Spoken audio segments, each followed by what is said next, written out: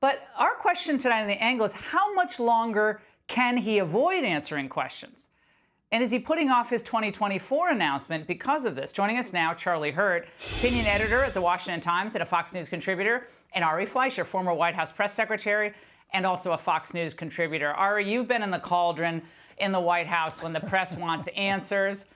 Did it seem like Biden felt comfortable in that situation? He gave that kind of odd smile. A lot of people noticed it. What was going through your mind when you saw that?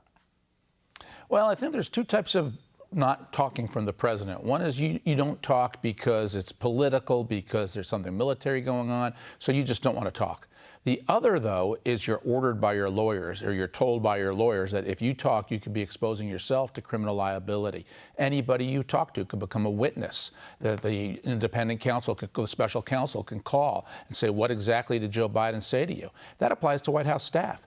Every time the White House press secretary talks to the White House counsel, she could get questioned now by the special counsel.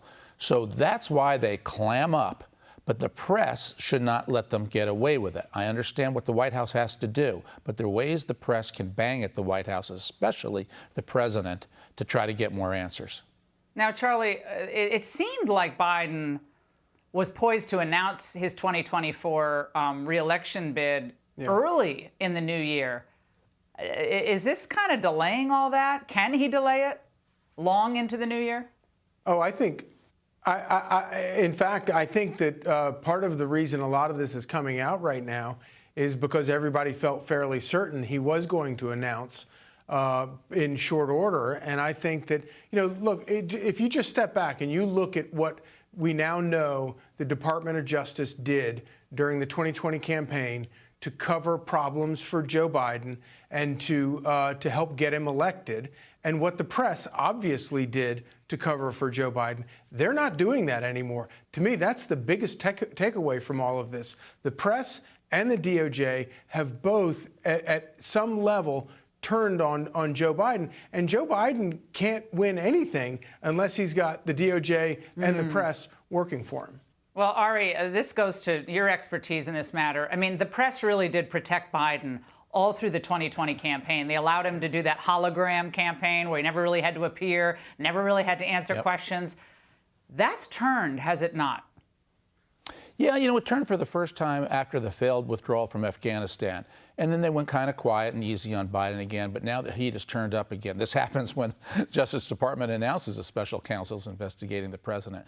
But if I was the White House press corps, here's what I would do, Laura.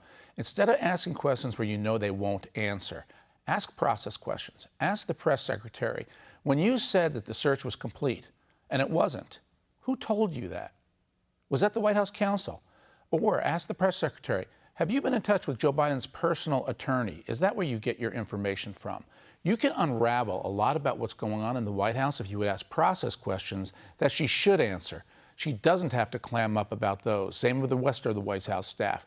These are things the press corps should be digging into, and it's going to expose how the White House blundered so badly in telling the American people what was found, when was found, and when they said it was complete, when it was found again, and then one fourth time again, classified documents found.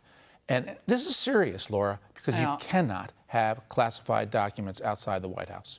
Yeah, well, Charlie, I mean, we joked last Wednesday or Thursday before we learned about the other documents that were found that documents were going to be in the dog's dog bed, or they'd be shoved in the bicycle basket. You could find them later on.